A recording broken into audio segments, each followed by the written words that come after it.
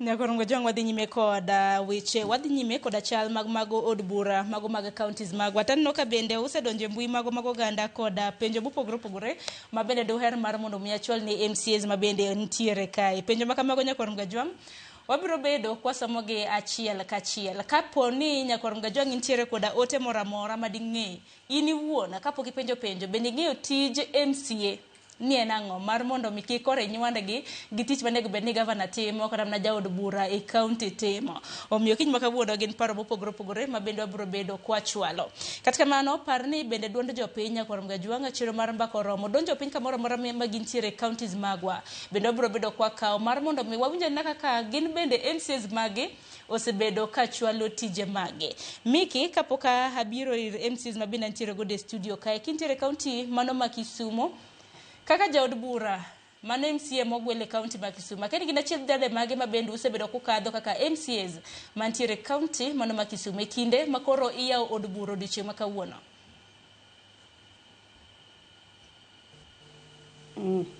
Erokamano ahinya. County ma Kisumo to be kendo kanyalo wacho ni ntiere challenges ma MCAs mogwel kale. Aneno ka jotendwa omiyowa onge preference in terms of MCAs mogwel gi MCAs moyier. Wate ang'eyo very well ntiere counties mang'eny ma ntiere pogruok e kind mogwel gi momo oyier.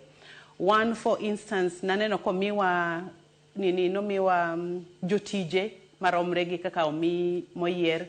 Aneno ka kendo wan bende in terms of chiwo committees wan tiere gi teko ma wan bende ntiere MCAs mogwel ma omako kombe madongo kaka chair gi vice chairs mag committees. Koro mago gik mok timre counties te. So sometimes mano also goes a long way kaluwore gi mauntiere gi leadership mauntiere godo. Ka untiere gi leadership mabeyo ma understand ni regardless of ka in mogwel koso moyier tiju en achiel which predominantly is lawmaking, then iyudo ka koro bedo ok bed gi pogruok ahinya between yiero gi jok ma ogwel. Mana kamano Nyakorongo jwang kata kamano par ni e gwenge mopogore Nyakorongo jwang bedo odiochieng' ma kawuono e counties mopogore nwa penjo jopiny penjo mopogore. County ma Homa Bay ma bende ang'e ni Boaz Kiri wuok e Nyakorongo jwang. Boaz Kiri en MCA mana ma North Kabuoch. E county ma Homa Bay nwa penjo oganda mar mondo mi omiwa pachgi geno margi kaluwore kod tije ma bende MCAs magi osebedo ka chwalo negi to geno margi bende kadhi nyime en ang'o. Wawinjo na Vox Pops kata mana duond jopiny e county ma Homa Bay. An gi nyinga iluonga ni Felix Mbuya Nyandega. An ajakara chuonyo constituency Wang Ching ward Homa Bay County. Ging'eyo na gima duong' mang'eyo ni MCAs nigi tija adek motegno. Mokwongo one en legislation, mar ariyo en representation, mar adek en oversight. Kawuoyo kuom representation en ni MCAs gin jotendwa through representation because all of us cannot be leaders at the same time. Ngiso ni MCAs ema represent jopiny. Sama gi represent jopiny ngiso ni gin ema gi represent wa jopiny, chandruok ma jopiny nigo. Kaun gi chandruok mar pi, MCA ma represent you. Kaun gi chandruok mar barabara, MCA ma represent you. Chandruok mora mora, MCA ema telonwa, to gidhi e od bura, to giyalo, ka giseyalo, to gitimo allocation mag funds, mag projects gi, through public participation, ma jopiny oseyiero gima gidwaro. Ka wawuoyo kuom legislation, en ni MCAs tij gima duong' en loso chike e parliament magwa mag assemblies magwa te e Kenya mangima. Koro gine ma giyalo kuom issues mantie, giloso chike ma affect jopiny. Gima ng'eyo ni nyaka devolution chakre, wan koro ma tielo mar adek mar the devolution. E tielo mar adek mar devolution en ni gima duong' mwang'eyo en ni nitiere kuonde mosetimore maber, nitiere kuonde pok otimore maber. Gima miyo kuonde moko pok otimore maber en ni ka jopiny oseyiero MCAs maduong' ka gidhi assembly onego bed ni giyalo ka gitetea maslahi mar jopiny. Tiyudo ka moko kuom jowa ok tim mano. Gima duong' mantie ni wan gi three arms of the government. One arm and executive, machielo en assembly matimo legislation, kaito gi judiciary. koro mar assembly ma koro gitimo legislation onego bed ni gitetea ne wana inchi ma jopiny to waneno nyaka sani e tilo mar adek mar devolution pok waneno ka gini pok wachiwo maber. Ginyinga giluonga Wuoda Kala e nying mong'ere e Homa Bay County kata nying manie kipande iluongo Patrick Otieno Abuka. Awuok Kagan, Ndiru Kagan.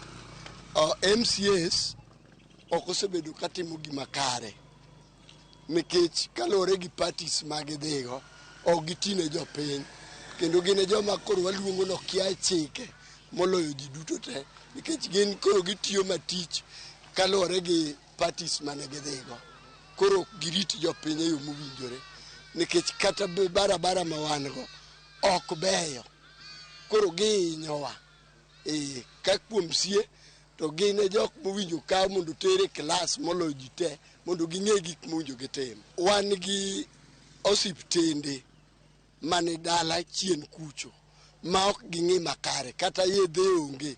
Ng'ama owinjo bende ni dhi osiptal kanyo mokwongo en MCA nikech osiptal kanyo mowuoke bende makonyo jopiny nyaka community mane piny.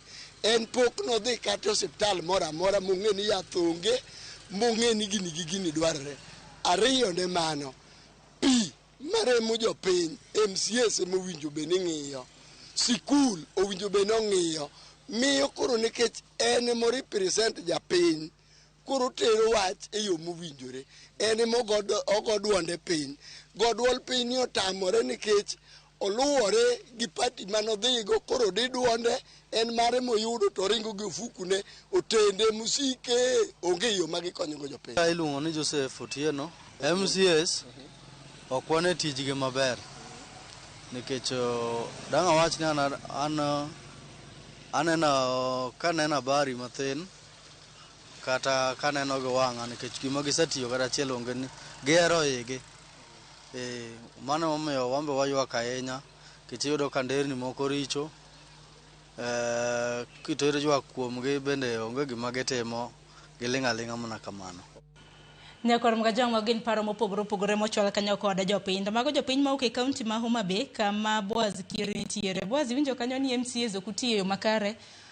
Ero keto iu mbele e kind mamoko. Keni boko mane madichiwo? Mokwongo awacho ni jawuoyo mokwongo wacho adieri. Gima role mar MCA according to the constitution article 185 wacho ni legislation, oversight and representation. Gima jopiny otamore winjo to gini aparo nobiro kaluwore gi I think it is tradition and then gima wan be wawacho sama campaign. Adieri makende Sharon, gima wadwa wacho mag pi dhi osiptal timang'o, mano is not a role mar MCA. MCA, for example, one year budget making process. MCA de wacho ni an kaluwore gi dwaro mar jopiny kuma wuoke. Jopinywa gombo ni mondo wager osiptal miluongo ni Kanyangasi dispensary.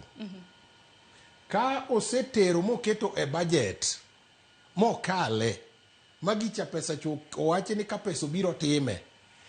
Sharon, japiny kipache piny kucho oparo ni pesa mokete budget cha ikawo timiyo ng'at miluongo ni MCA.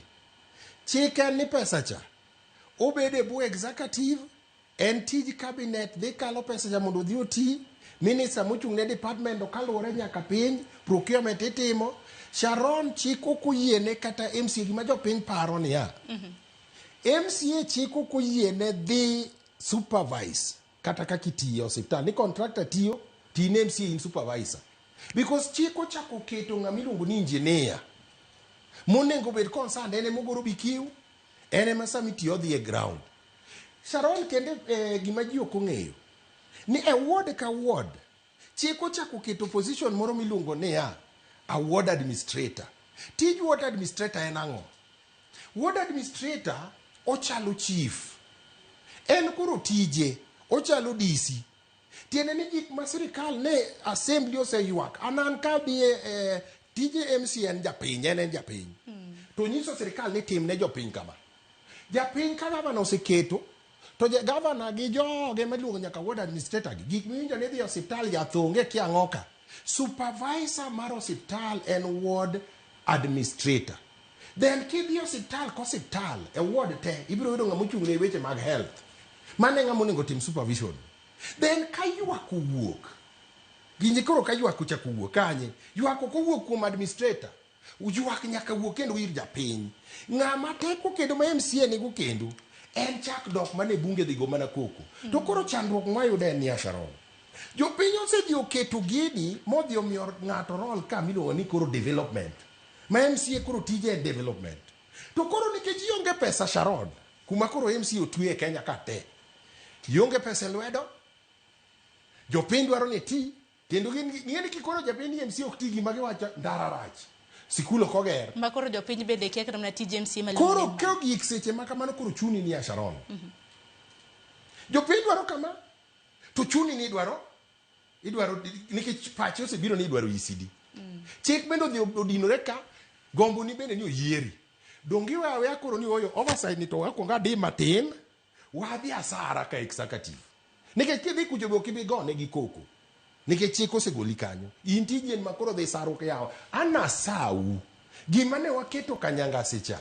Yie udho temna. Jopiny nega. Mana kamana keni jera bende wach ma bende Boaz wacho bende yieri godo to bende na chidh nade ma bende in kaka MCA Malindi bende samoro bedo ni iyudo koso kichwalo tije magi. Sharon erokamano.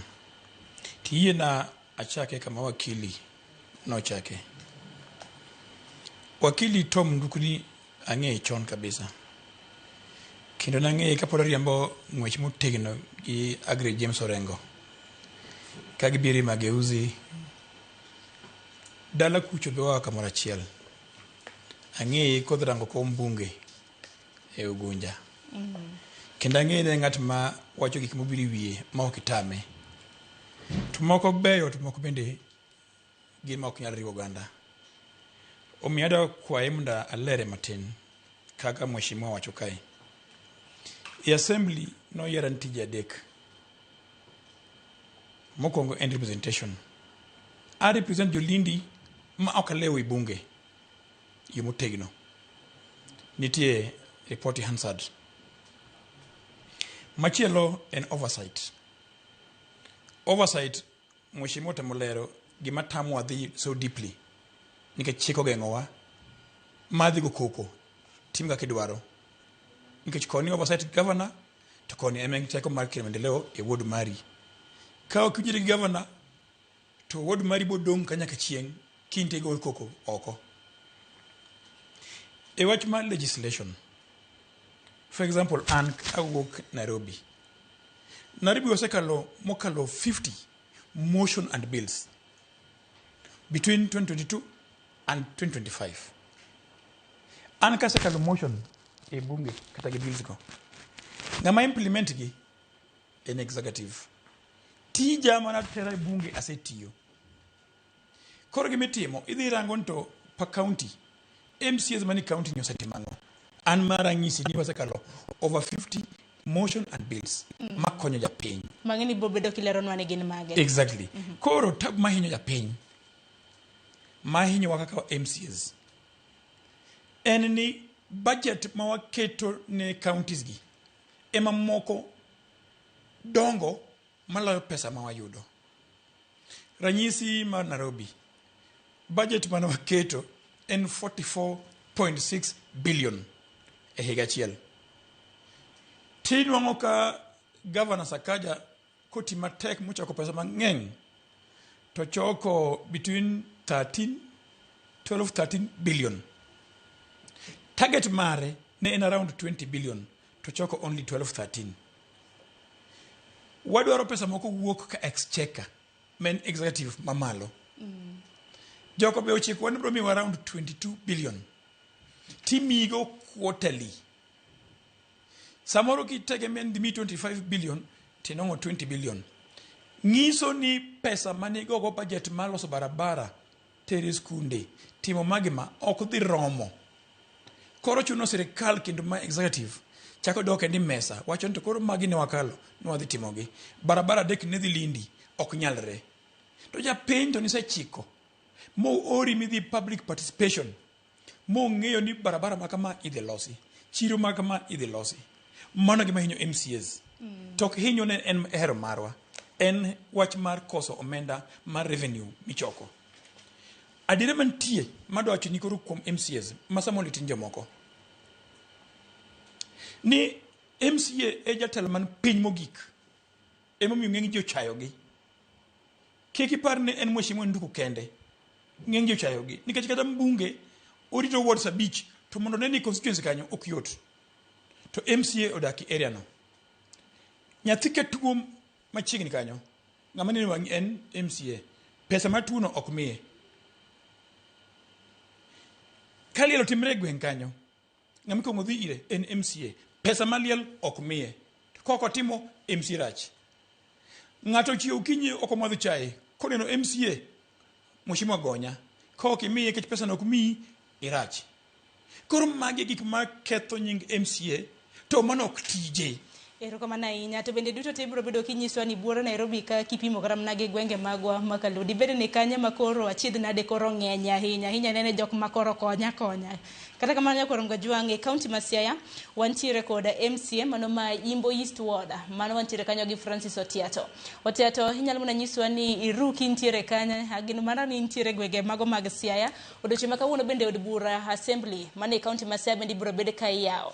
Minyalo medo godo gi achiedh nade mopogore ma bende nitiere. Kata kamano eri nyisa kanyo ni weche mag Zoom bende odhi kayiem nono. Kaka mano Nduku seyo bende osebedo ka mopogore to inja achiedh nade mopogore ma bende MCAs ma bende wantiere godo osepedho. Kaka japiny inene yo machal nade? Yeah, MCAs wachon marol mane ogetin. But they're forgetting me problem akanye. Problem I in one of their role which is vetting. Problem I one of their role my budget. Erika Governor Tio. Governor Tio go joma gene magi vet. Bubedo cabinet. Montelo ni line ministries magi wacho. Iwinja. Problem wokanye oversight. Oversight no gene mone ogetin. Mone obene the primary call. Mangiso ji ni Migori kata Siaya. Pesa manyo golo kotiyo maber onego benu kongo ki assembly, not in the Senate. Iwinja. Mana ka gidhirieyo role mare magitimo cha. Awinjo ka gi misconstrue facts. Magidonji giwegi gotimbegi ka gidwa confuse go jopiny to gidwa blame kuom jopiny. Samode liel anu kimatere. No, let's be factual. Enemodhi owon. Kaka leader mar gweng'no mana kaka ana ng'aro dhi liel thurwa kucha.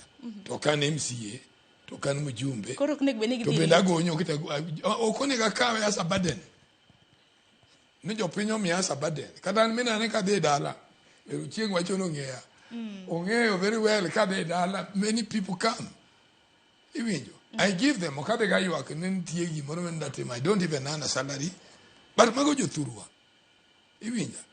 To ok ni ji ochako biro kuom ji sani. Ji ne dhi nyaka kuom ji chon. Nitie kata joma chon mane ochiwo kata lope gi ma ji oger gi skul otim yango.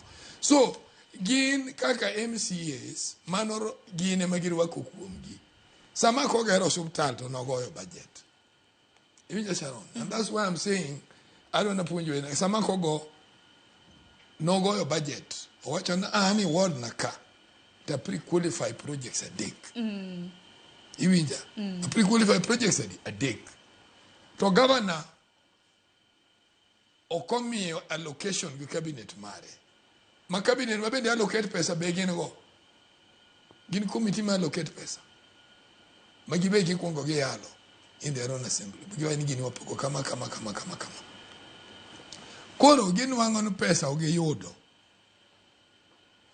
Role ne okendi go chongen governor. Endok ni jopiny to nyiso gimanyo suggest cha. Okotimore. Governor ko biro ka konya oru penje. That is the way leadership is. Okuni disari ni kori bedo loyal. Kori dwa chiema. Awinjo ko wadwa ni wach about contract. I agree yo get all a contract. But kotime evaluation sani. Sama wuoyo kodi ni not to make evaluation sani. bitimo proper trace to nyaka ni nuang'e no contractor momesno cheno wa kuome kata cheno wa kuom nyawadgi tinde giloko giwilo kata kidwe ndiki ji to en kondiki ji ok ondik nyathine korgi ondiko nyathine siaya to jasiaya cha miye nyathine ondiko. You understand? These things we know them. Omiyo gimwa wacho magi gin oganda wa. Some timo role mar representation. I agree with what they are saying. But they are forgetting their major role is oversight. Problem mar japinya kanye. I oversight mar governor ka. Iwinja koro senate mabiro fwenyo. Iwinja nikech gin governor osomi gi nyamit belie. Koro kobiro koni to senate bedo winyo no wani ng'eny cha wakalo ng'acha. To wan nyocho golo no kama. Okay, ka gibiro ka koro ino koro lingi madwa biro ni koro win kuomi wadwaro kuomi 9 million. Koro giwacho ni 9 million. Koro gidwa tamre the oversight. And we are challenging them. Ng'ato kaka nawacho. That is good. Let them not go. But one gi jo CID. One gi NSIS. Iwinja nikech Kenya kawa mess in our leadership in the process my primary goal my oversight. And one cabinet the governor ma Gladys wango nominate to declare na worth 100 million. To kupenje ngani mean worth 100 million table kaka ni yodo this 100 million. Ingeni ngani ko table. Man of first oversight ma kungo fail. Inwanka EACC seche moko kalo ngane. NSA gine National Security Intelligence okalo ngane. CID okalo ngane. Given in their role gikalo ngane. Ngane is not worth what he's claiming. Ki neto pesa do alalaka. You understand? Nikech ko wacha die ni jopiny dhire. Ni nyathi tuo. Ere gimomiyo japiny onego dhire. To yath nitie. Ma eni monego rang ni yath ni ochiedho. Onego rang no okay. Daktari nyobiro kae. Nikech ok no role. Nitie gimilon leadership. John MPs nedhiga kati schools. It was not their role, but it was leadership. Emomiyo ne kata eyo idhi penji to eyo ng'at ma ang'o mi nyithindo rema ka. You understand? Macho ne teach leadership. Kolo kena about your role no constitution of me. Ero kama na inya ka ukonyo poko duoko mano kapo nono ni urem e ting mabende omiu samoro miu ting mabende ubioru gi ting mok maru kapok iduoko mano nyakorom gajwang. Then ir nyawadwa Kristo Wino nyakorom gajwang luonwa sigana hodiche makawuono mago magiepo mago magod buche mopogore opogore ne nyisi ni county assembly kawone yawo od bura maduong' kama kawone yawo kanyakla kod mano mar senate. Chris kinyalo mna nyiso wa matut kotenre kod yepo geno hodiche makawuono gi welo mabende intiere godo mano mapiyo piyo. Erokamano Sharon, odiochieng' makawuono jo od bura duogo e chenro mag chako twak bang' dhi e yweyo mar dweche 2 chakre dwe mar 12 higa mokalo, kendo gibiro e kinde ma lit mar siasa medo tedore kaachiel ni kalore ni odong' mana dweche 17 to wadok e yiero maduong' ma yiero jotelo duto ma pacho kae, kendo odhiambo makawuono chakre ka saa 8:30 twak mag od bura dhi chakore ayanga, kendo jo od bura mamalo kaachiel kod od bura mar senate duto dhi chako twak ayanga odiochieng' makawuono bang' yweyo kuom dweche 2. Ang'e ni onego bed ni anyiso nyikwara mogi ni to ang'o ma wageno ni jo od bura dhi twakie, nikech an kod achiel kuom jo od bura ma bende dhi chako twak odhiambo makawuono. Adhi miye thuolo mar mondo olerwan to ka gichako twak odiochieng' makawuono gin weche mage ma gidhi miyo pek, gin weche mage ma opong'o odher kata hamiero mar od bura odhiambo makawuono. An kod jaod bura mar Arira Dr. Otiende Amolo walo twak kode e yo machuok. Mheshimiwa, kawuono twak chakore ayanga bang' kane usedhi yweyo mar dweche 2. Gin weche mage ma nyikwara mogo nyalo geno ni udhi miyo pek ka uchako twak? Erokamano kendo amoso nyikwara mogi duto. Kawuono gi tarik 10 waduogo e od bura bang' holiday matin. Mae waluongo ni the 5th session, yani ma koro betwa mar 5 nyaka ncha yierwa. To gima ng'eyo en ni kato wadong' gi dweche 17 kapok wadhi e yiero. Hie od bura to wadong' mana gi higa achiel. kaluwore gi ndalo ma od bura igoye ga piny kapok ji odhi yiero. Igoye ga kaka ing'eyo kodong' dweche moko kata 3 kata 4 to ji dhi yiero. Matiende ni mae higa achiel ni modong' ema nyaka watime gik malong'o monego watim. Gima dhi kuongo timre kawuono iluongo gi kisungu ni Constitution of the House Business Committee. Matiende ni committee ma yiero gik monego timre ka wadok e od bura. Mikuongo dhi ket mane kaka itime ga pile. To okane kamano dhi bet gi weche mang'eny nikech nyinge moket gi nyinge manyocha nitiere. Bang' mano kod wadonje twak mopogre opogre. Ka wachako twak, ageno ni speaker dhi miya thuolo kaka ng'ono no manyocha telo no kinde manyocha yalo wach CDF mondo yang ne ji nikech ng'eny jowago pok osomo judgment no ahinya. Judgment ma pages 70 to koki ng'amo kil samoro kinya winje maber ahinya. Kora bro yango negi kumiya thuolo no mondo ging'e gima lich ahinya wachno gin weche ariyo. Mokwongo en ni doho mamalo nyocho oyie kodwa kada gi wach doho mar High Court moyie kodwa ni wach mar CDF ni ok keth chik mora mora. Mar ariyo en ni loch manywa loyo ok waloyo ni wabunge nikech wabunge koda CDF nitie koda CDF onge gin gichamo msati. Loch manywa loyo waloyo ne jopiny nikech jopiny ema ka CDF onge to chandre weche basari gi school fees mag nyithindo, chandre weche gero classroom, chandre weche security, chandre weche moko mang'eny ma CDF timo.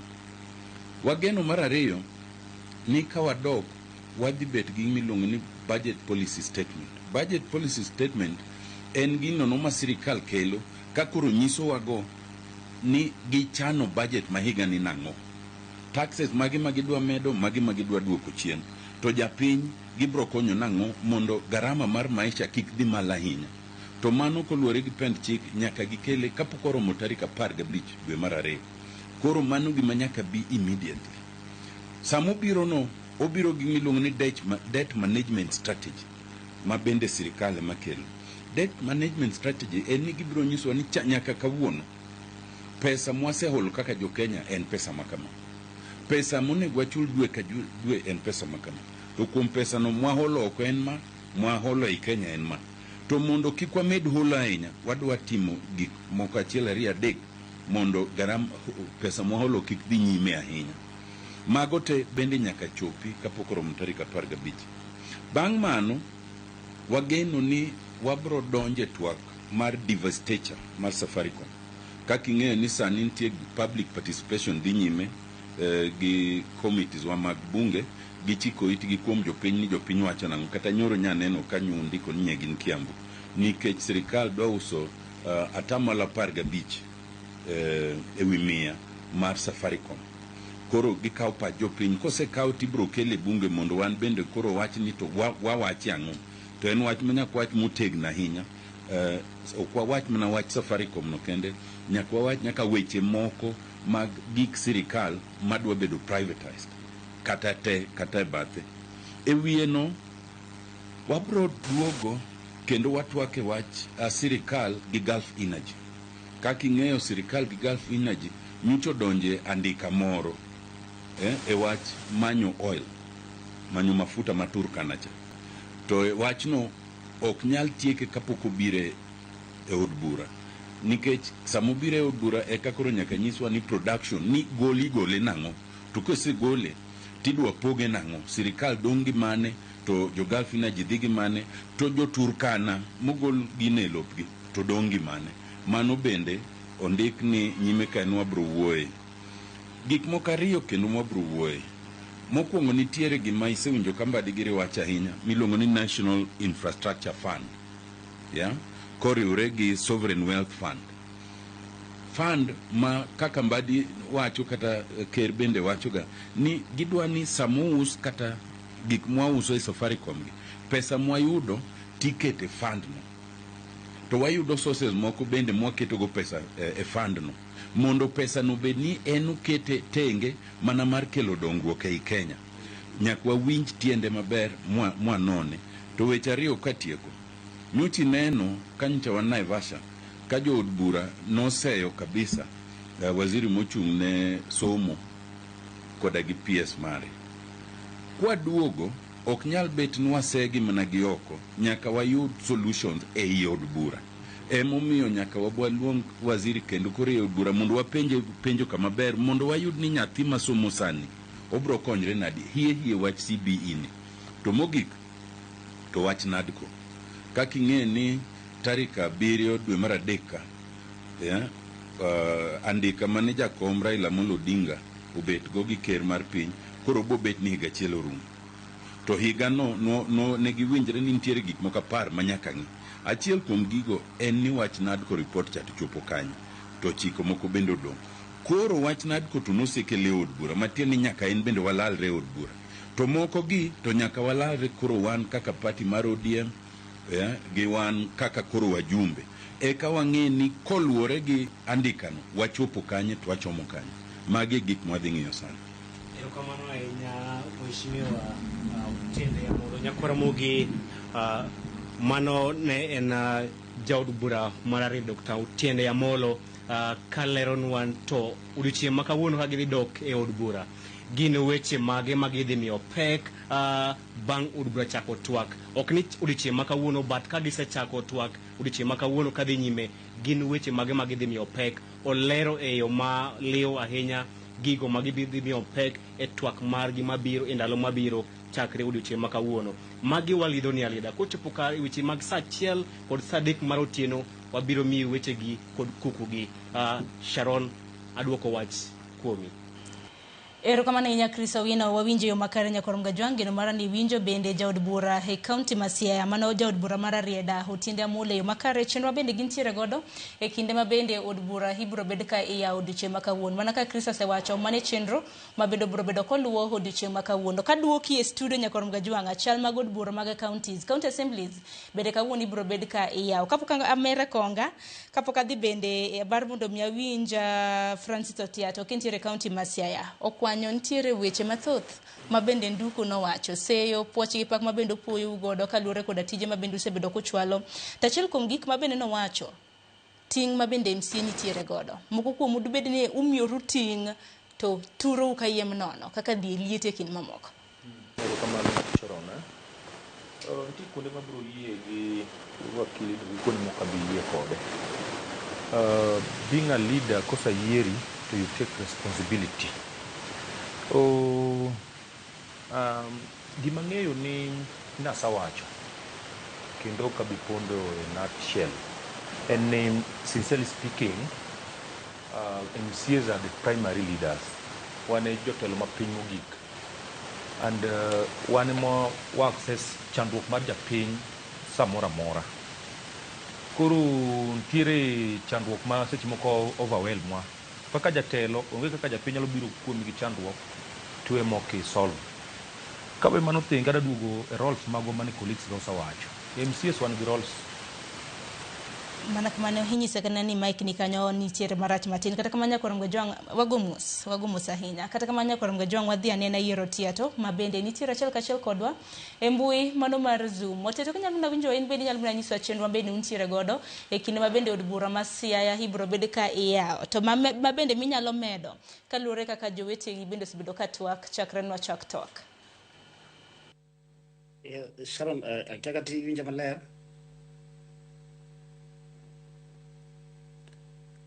Sharon, iwinja? Awinji, nyalo mana dhi mbele. Erokamano, abende danda wach ni mbaka gore maber. Asewinjo colleagues na bende kaka loso. En adier makende ni gima duong' modego no atimo sana sana ewi weche wa mag development. Ng'eny counties a backbone mar development e gwenge mapiny. And nitiere a lot more than what sana the issue mar civic education ni chando kabisa iwinjo ka nitiere kata na sani awinjo ka ugomba kakani to nitiere ng'ato jomoko ma wan go ne we come in here kwa claim no ang'eyo to pod wakia wan kod shida sana i wach mar ni to MCA odego bene timango to at what point modego bedne MCA is responsible. Even joka ngato laws about the oversight. How do we do our oversight as MCAs?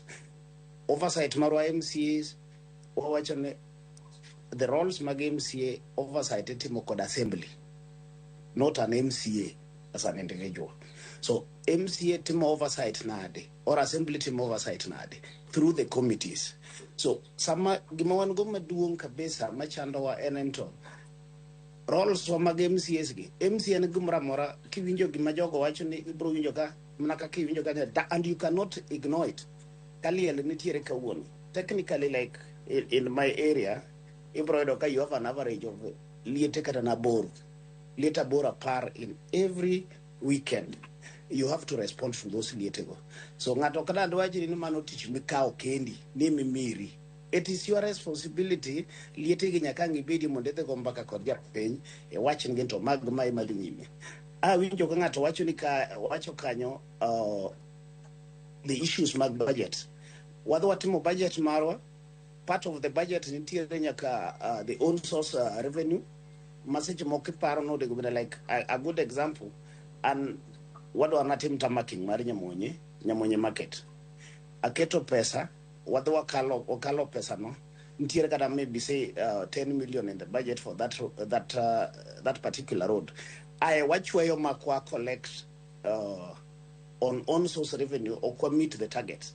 Machu no nyaka kuro pesa gine project no kang no team. Ja pinyu makawa ida nyone no pesa no kani budget. Nyone no pesa no kani obedo propose magine gi participate public participation. Samedo waka wachone nyo kwa loso ndaran. Ongene MC nyu chiemo. So some of these activities are very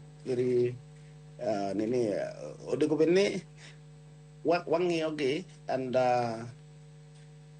hello.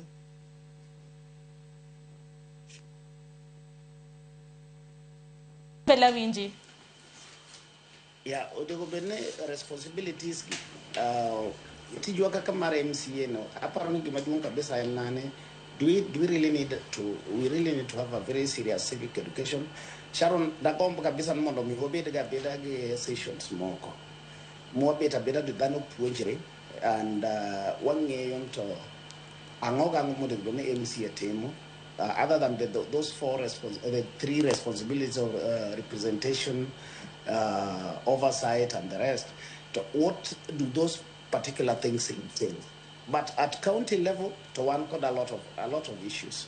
Are beyond us as even the MCAs. Iwinjo kanyo kanga towache nene ndaro ketre NMCA. Ya thonge hospital NMCA. So angi madanda wache ne one got a lot of responsibilities and in fact I'm very happy kija winjo kanga to be kendo kanyo wacho kata ne one of my colleagues wacho ne while you want to do your role kaka MCA, you want to do an oversight. To oversight midwa timone to in kod responsibility moro kacha mar nia inionge pesa mar timo any job. You don't have any account kata geseling achiel mar timo any other job. To chuno nyaka kore dhi go chunge piny ni governor or seche moko wasekalo budget. Some budget is ekalo not pesa no. The budget is also determined by the own source revenue and those other monies mabiro go kagigo unge. Then it will still force you. Kataka even joka our activists there is saying no in kalo budget to go de go rita. It can't work like that. Somewhat worry to pesa. To sejemoko pesa na media ga wachi ni new project collecting 1 billion as own source revenue. To ku collect pesa na. To projects magi to ni keto ga budget. Sejemoko na you like say your projects in your ward maybe is 20 million or 30 million. Tiwa you have under collected funds. Sejemoko ka kini in good books with that government or that governor. To sejemoko that 20 million cha. Nyalo gamna bedu magi magwodi ni mano kobedo collected. So in a way you want to oversight, but you are also constrained by the fact okay, as you do your oversight, you must maintain good working relation with that governor. So, Sharon, that is the challenge more one go in our works. kaka MCS ne one got responsibility japiny be is expecting some things from you tini won kaka gik mabedo expected from you, you don't have the source of funds to do it. Ng'amidwa gadhi ng'amode go bene ng'iyo kaka tiyo maber cha emode go bene de ga rely kuome mondo miyo yud kaka konyi e konyi japiny. So that's a technicality mawalo. Hero kama na inya seyo poden mana macha hangini ndugu kapogilosa winjane na kwanyo bende wach mabende ni ntiere gore nikech ndugu be mano osiemo we wach makamano. Kapo kuna point na kwa niko microphone kikfela. Sane ni makare. Ano disagree gi colleague na mwa sana. Role wa kaka MCA okay to masaja governor. It's not there in the constitution. What's any good working relation? Kisa kitu pesa budget. To either ungi good working relationship with governor kati wogi. Jogo bidu ko governor ombulu kata un ko de sito anya bidu governor ni personal issue. Okunya mono governor de develop jo ward and kitchen ko de personal issue. So that is not there. In Migori County,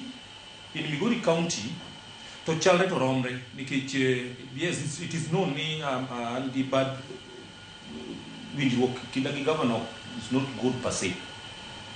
But Jokmo Jericho de go suffer even more than me.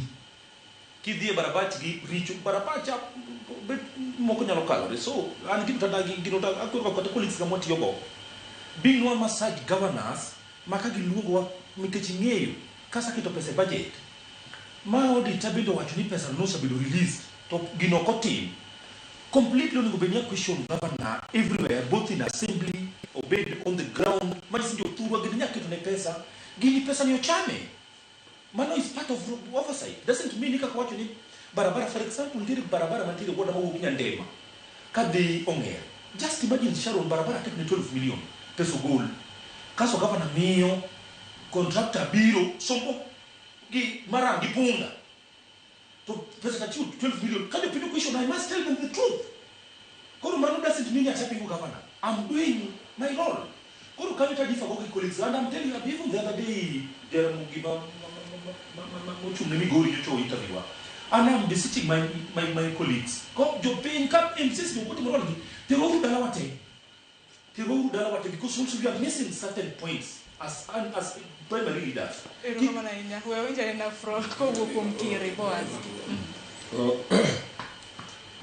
Sharon, an MCA is in a catch-22 situation, and that is the reality. My colleague Bura wacho gik moko mang'eny ka mag berruok, but we are in a catch-22 situation. Ma wacho niya, you do it or you don't do it, you are done. Ang'o miya wacho kama Sharon japiny kata mandiko ni gik moko kasani kata mondiko kuom Boaz donga ng'e ni gibiro penji ni kone Boaz otem ndara makama. So the situation manie ground makikwariambi en niya japiny dwaro ni MCA oger sikul, japiny dwaro ni MCA olos ndara, japiny dwaro ni MCA ondik ji e tich. Koro chandruok nyaka wayieya ni as long as the constitution stands as it is, and then as long as jopiny ok nyal mi civic education makare, still gima wacho kawuono ni kata 10 years pod obro bedo abeda. Mapodi make makani nyaka koro massage governors. Massage, kapo wacho the word massage, we must have a good working relationship. Working relationship ni nani? Ingeni gimoro miluongo ni oversight ni. Akiani jima kia understanding kizungu, I don't know gima ji understand. When you talk of oversight, kadwa oversight Sharon, it doesn't mean ni nyaka be niko kinyi ka chieo tabira padi.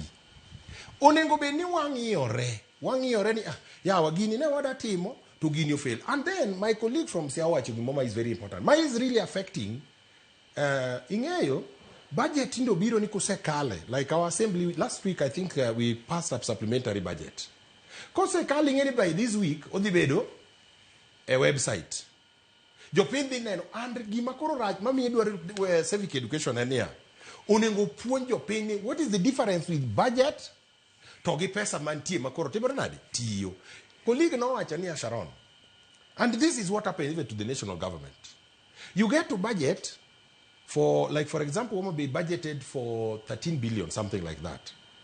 But you see, mano is a projection. Ni wapango ni igani korumo pesa duto mwabiro bido ni wayudo to our resource basket.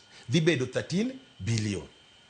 Mano kikao pesa mwa national government, ikao pesa mag own source revenue, NGOs mokelo noa, gi pesa mamoko moduto kiriwo gi te bedo 13 billion Sharon. To samiti mo budget iko nini ya kake pango ni obiro biro no kake pang kako obiro tiyo. Iwinjo kuma koro shida bede. Koro kae mabaz bende wacho ni oyo nekech usepange ni odhi biro 13 billion. Ambende ward na team na uruma. Koro gik dwe mar abich Sharon igarumo. NGO mo wacho ni wan county ma Homa Bay wadhi kelo nu 1 billion. Okuko kelo nu 1 billion. Serikal mamalo mo wacho ni dhi kelo nu 8 billion. Odhi okelo nu 7 billion. Iwinjo kuma shida dhi bede. On source revenue mina no wacho cha 500 wacho ni odhi choko 1 bill. Ingeni wacho ni 13 cha pange kaki dhi tiyo kode. Japiny kucho kingeni luonge ni pesa no keti. Ingeni there is a difference between pesa no pangi to gi pesa no keti. But one jo walwinjo gine ni ya pesa ne kinde ka kinde ko iwacho ni target ko keti to koro okuchop choko. Yeah, mostly target okchopga. Target okchopi and it's a very big challenge, Sharon. So the fact ni okchopga target ni it is both national gi counties, but counties it is affecting counties greatly. Ma kabiru tulo kendang na wach gima kele. Ero kama na ina. Minyalo medo kapok adier Miki. Sharon, gima fwenyo kuom jodalawa en ni seche mwa thuolo ma wuok jopiny to wado moro gi gimriambo. Ndo ging'e ng'ama thuon anyalo cho mage ma. Thuon gono rumo wacho diere mantie mondo japiny ong'ewa. Adiere mantie en japiny ong'e ni MCA okan pesa mar county. Pesa kano gi executive. Seche mane giyierowa, ne giyiero senator, ne giyiero governor, ne giyiero president, ne giyiero women rep. Onge kama no orwa ni dhi assembly igori gi governor. No ngiso an du tima ber mondo kel mo dongruok e gweng'. Omiyo governor konego bed ni beda dwi mara. To kotimo makosa to nega ngise mata makosa. Jomoko kete kagima koro governor kose yiere en dwi. Ang'eni mheshimiwa boss man kae. Chunye gombo dhi malo. To nyaka ngis jopiny ng'ama thuon. Mo wacho ka MCA samoro makosa mako timre mondo jopiny winje mapiyo piyo. Oye mano mondi. Owach jopiny adiera kaling'ena ga budget mon kodo kae. Amira nyisi ma Nairobi. Ang'isi Nairobi wan gi budget ma 44.6 billion.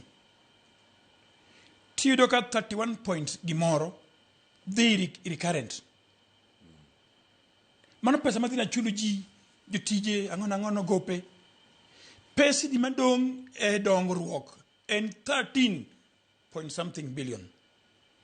13 point something billion ni idwa koro poge e ward ka ward e Nairobi. To ka poki poge ward ka ward itie katika poko ni tingisi ni pesa mwan go ma development oken 13 point mingisi no. Oyidero na beach kende. Kora beach ni kenja kidok kendi mesa. Wan gi chandruok. For example Nairobi, adami picha maler kabisa. In Nairobi, department maduong makao pesa mang'eny en ma health. E 44.6 billion ni ido ka samoro kata 5 point something ama 0.8 billion madhi health. Ibo ido ka mobility ben chaka ka samoro kata 2 point something billion. Samoro ntiyo che mag school feeding mag governor sakajo keto Nairobi kai. Mabende kao pesa maduong madhi around 700 million. Kidonye mos midhi road construction broke house 2 point something around 3 billion. Ntiyo weche magero stadiums bende kao billion moko ariyo gi wiye. Ntiyo weche magero stadiums. Kikwano gigite to chopo 13.5 chopo 13.4 billion to pesa nikoro onge. Idok ngiso japiny nango ninyi waketo budget to pesa koyudre kosali chako dhao gi sakaja to pesa no choko to koyudo.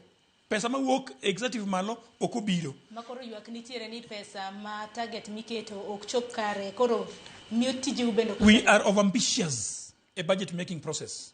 Iketo gima malo irwako long maduong' ma ok romi. So akwayo niya wakili ni kae. I'm sure nagigore mateki wach maloso katiba manyien ni. Onego wach ni wadhi twang'o wuoche marom gi tiewa. Molo keto budget maduong' ma mi japiny hope to miyo MCA hope pesa no onge. The same way ikatieko. Inonga serikal ma Kenya nigi budget around 4 trillion or 6 trillion. Gin gigo budget magi ka ging'eyo ni pesa moko gidhi golo kuom donors. Moko gidhi kawo loan. Wanto marwa kawo loan kanye. Samoro governor beni nkae to nongo rais samoro mokunyire kode. Otake mandi orne pesa ma work executive. Pesa ne maleo maraj. Pesa na samoro leo makata kaka chul jotich mshahara onge. Jotich andamana yath ongo hospital. Nikech pesa leo. To pesa mano chok matini usitiyo 1 2 3. Emo mi samoro udhi makata development mutime ward onge. Imi mena chiel kama kende. Tachiel no omid one development project contractor the site otiyo okochule. Next year onge contractor ma yedhi tiyo kendo pesa ma county nikech ok chulgi. Maki challenges mo kale kaka MCS. Pero kama na nyama pia kwanyo kapka di county ma Kisumu. Pero kama no Sharon o biro kama do pimbe mighty. But watch what you need pin. Ineno o wadwa ni wacho ni for example Nairobi. Ada wacho gibi go do 12 billion. 60% of that money is recurrent. Purely recurrent. Usually we go to 4 billion for development. Usually recurrent in nature usually and pesa ma officers get tiyo kode e go fuel magari ka gidi oversight gidi monitor the development. Kono kinya nyisa ni recurrent to tiyo kede to oyudo rete to development to usually pesa recurrent gidi recurrent. Usually kono pesa development of the car indicate migori kali okunya nyisa ni pesa development en makoro oyudre to mari current to timore nade yudore kono just give me I don't need time yeah not really recurrent does not mean result for example what health sector even in Migori and the bigger share health sector 1 almost something billion they buy the same manner eduka ya tongyo sultan. So, kipo wodu emani MCS kimoto boy kodwa ni enkipa ndo lenu kata nyoro. Kanga to sakitima so poor kaso koro ko migi moro 50,000 kori mana kori tini teach pam. Sane kinyo kaka nyo address senators. Ni senators extort gipesa instead of address the real issues ma senators. Sharon news ndugo wado boss mheshimiwa boss. Ndio mare governor mare o kilo kai. Wago mpaka makonja pe. Kama ndugo mana mapio miki bende. Sharon ane moni gakwe jogi. Nikichane no kagi goko. Ana wacho achachiel. We are where there is a budget, there is vetting, there is management. Mark Amountiano mondo be effective. There is where you are failing. And when you talk about recurrent, Jatelo, Anonyola Narobika, Asumo Narobika, I can tell you, your failure is to read models of the development of the history of this county. Kirango Sane, let me teach you now. Go to what is called Kenyatta Market, Kenyatta Gulf Coast. It was brought during Nathan Kihara's time. Gimaniti moniko ngiti evaluation. Tirango the population. Just around. To gima kwango kanyo en hospital, en social center, manilungo social hall, en primary school. To social center ni emani so megu jomar underage. Chonipi mwango lwedo kapokwa di school. Koro usomo kacha in times. Kasirikali gero skunde moko. Kori bro kawi interview. Tipe nini aga kanye. Ana kibira lindi. Nyoger Olympics. Kori golu school manunti titeruku kucha. Iwinja. Gimuongo go en management. Go and read periodicals. Kidi rango kada madare north. Lena estate meji mogero. It came during Ngumba's time. Dondora phase 1, Obiru during Wayaki's time. Every leader has got a concept. Koro gima duong' ma jowa gi onego puonjre. Ma problem nitie. We agree with what you are saying.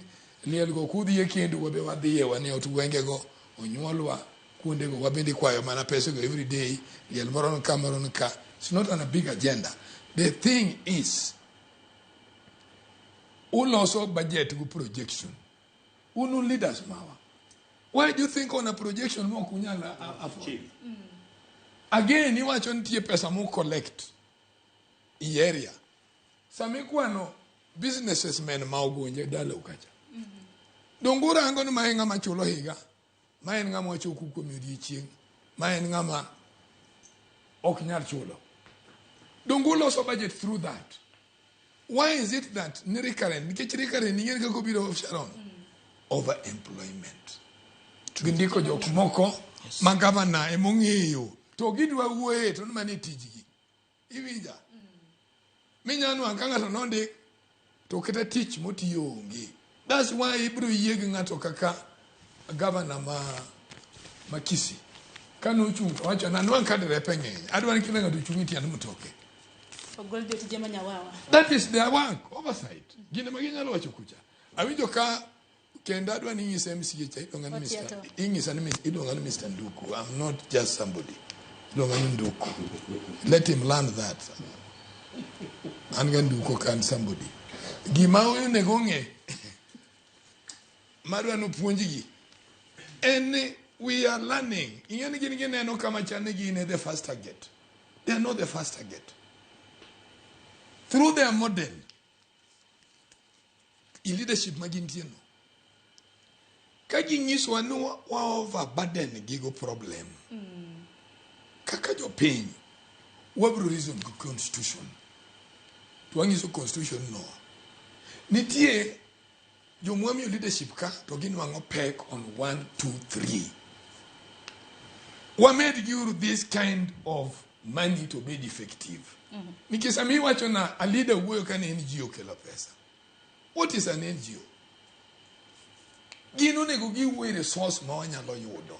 To ka problem nitie ma sirkal. To koro wapenjo. Mana kaka ni neno chiemo na acho nigi kae. Injo ka acho kae. I don't disagree with my president. Mar housing. But that gear is cool. Mundu japunjo edhi pango ot. Ogonja. To nduku wach makelo liet ka kata mna ikinde MCs mabende wantiere godo kaka inyalo tima chiegni gi governor ko koso isiemu wange Iwinjo, it's not about siemu wang governor. The question is assembly emonego benu question governor. Budget manomiwa is this. Pesa mwachoko en ma. Pesa muyudi national government en ma. In this house, wadwa ng'eyo gimomiyo tije manyawa keto okotim. To mani seneno ka timore ka duka e. Tok mane monego gitim, okiemo miyo koran gi very blame ni gin over loyal. Gidwa play ball. Ero kama na ina. Miki kintiere kaunti ma Kisumu mimbe ni nyalo medo kaluore koda twak mabende wantiere godo gisani. Ahinya seyo makoni kod kocha michwalo kaluore koda tije mabende MCAs nek beni timo.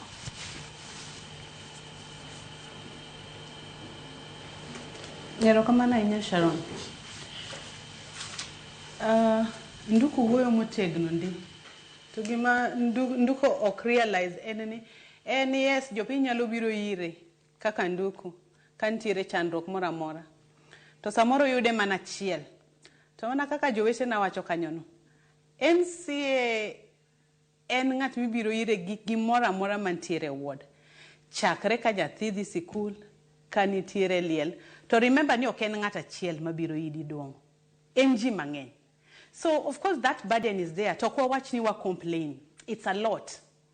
That goes without saying.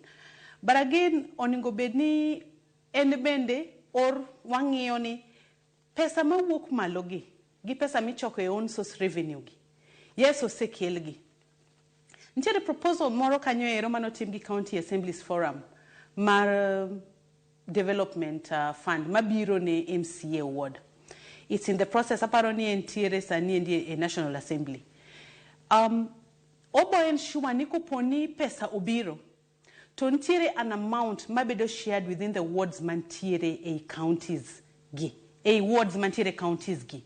equitably, so that projects mawa propose ka mose keti moso e budget ka ma peso se keti at least MCA bede gi duol moro ma wacho ni mantiere gi pesa muchugi koro kata koponi gi wacho or gi winjore as an assembly ni gi yodo kata ka 30 million or 40 million or even up to 100 million depending on sizes mag counties magintiere godo gi ji mantiere counties gi iyodo ka I think ntiere kaka ma will go a long way konyo etimo projects mantiere within these wards nikech koro an MCA bro bedo gi duol motegno to ipo ido nitiere pesa moketi monigo beni otimo godo proposed projects mantiere ward ne. To again anyalo duoko erokamano ahinya kendo kabisa ne President Ruto. Ntiere wach ma wasebedo kendo ka wafight ahinya kaka jo od bura ma piny mar autonomy mar pesa mabiro no.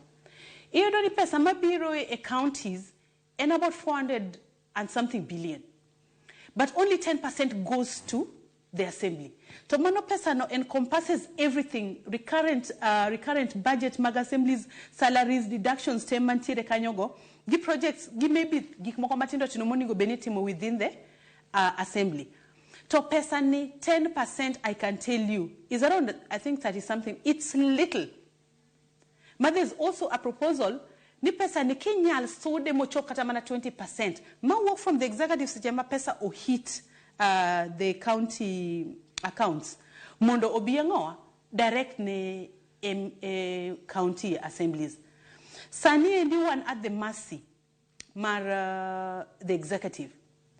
I can tell you for a fact ni county assemblies gi wanyaka wadogi ma wadhi wasechi ir executive kawa yud pesa. To pesa ma wayudogi. In fact, finance ministers ma county assemblies gin kaka demigods. En thagruok malich nikech idhi isecho to jogi ni be seche moko ka ilungo gi kata mane assembly mondo tim some questioning ido ka they are not even interested in coming. Inyalo luongo a minister. A minister nyalo bedo summoned a assembly not once, not twice. To kobi to untiere gi queries. Now we can do about oversight.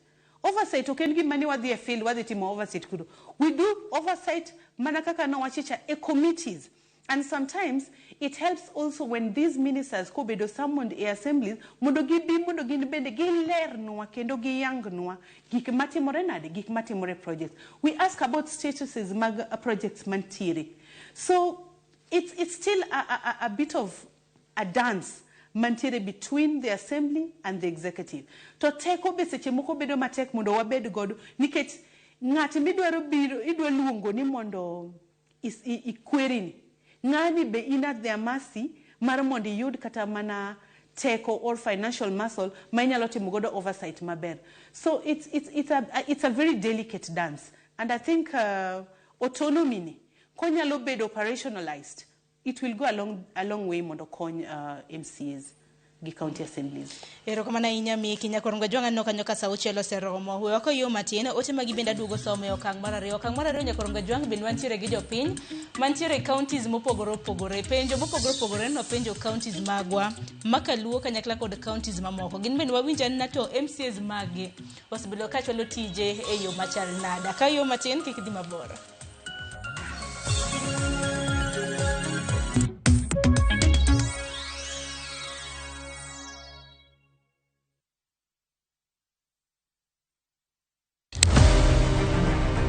Any woman can be Mrs. Ombaka, but not any woman can be Dr. Ombaka. Gin mine mabende osebero ngima magi kabende gijiwo joma moko otim kamano. Madwani mondo wajol joma mine, watieg joma mine mondo kwan joma mine mantie telo obed mang'eny. Gichiwore mar mako lwet jogo mawuok tokgi. Sa ochopo manyaka wan mon ok wanyal timo demonstration. Twanyalo timo sit in. Watemo wacho ne nyithindo manyiri ni kaber to konego bene oringa kende ka wiye bare ni to tina chom kanye ka nitie gima thage to yudo ng'ama miyo mosewuotho yor nieri to penjo wach mantiere. E chenro ni mar mine wacho wakelo mine mantiere gi lony mopogore opogore. Tudi koda juma ka juma tich ang'wen e chenro ni sa 3 mar otieno.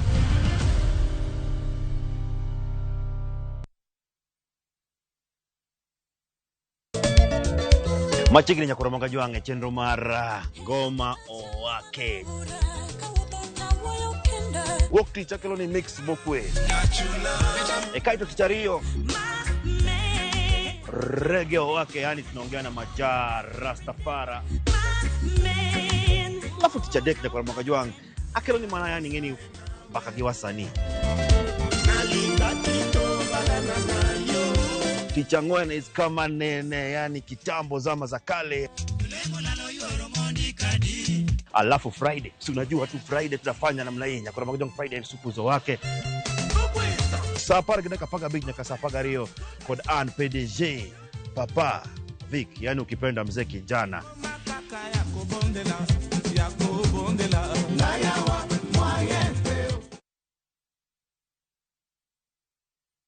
Chakre dona mlulwe, nyaka enderni mag boma maduong.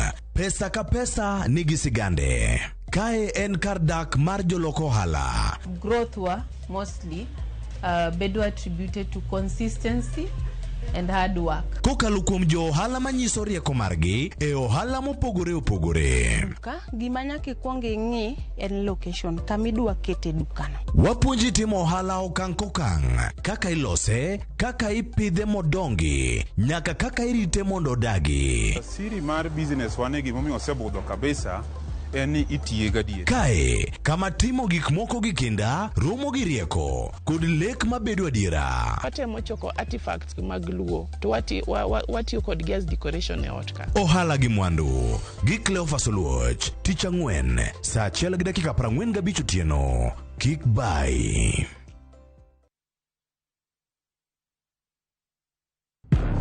Hera, andhoga, adiera.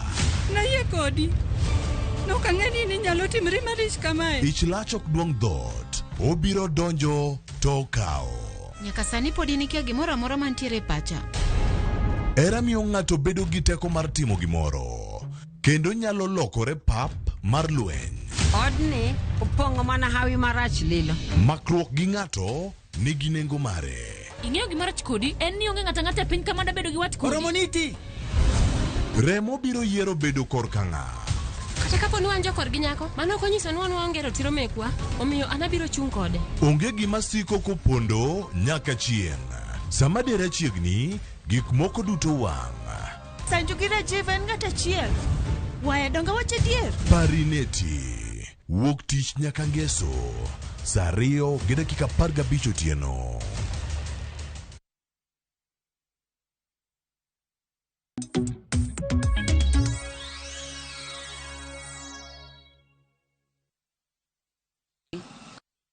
Ongeza volume.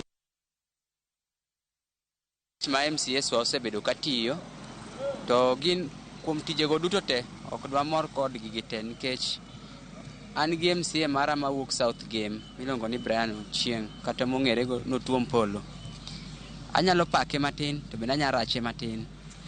Tienderni manopayonwa madonje Panyarut mana modok kore.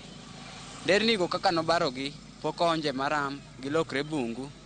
Mar ariyo gin chuodho gichal kaka puodho. Akwayo MCA mara Brian Ochieng mondo mi ong'iye mago. Kadoga pake Brian osebedo kachungi jopiny sana sana e South Game kanyo.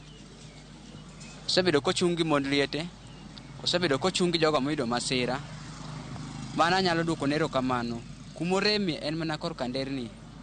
Kuonde mane ji kia ni nderni nyalo kale nokete nderni to kolosgi.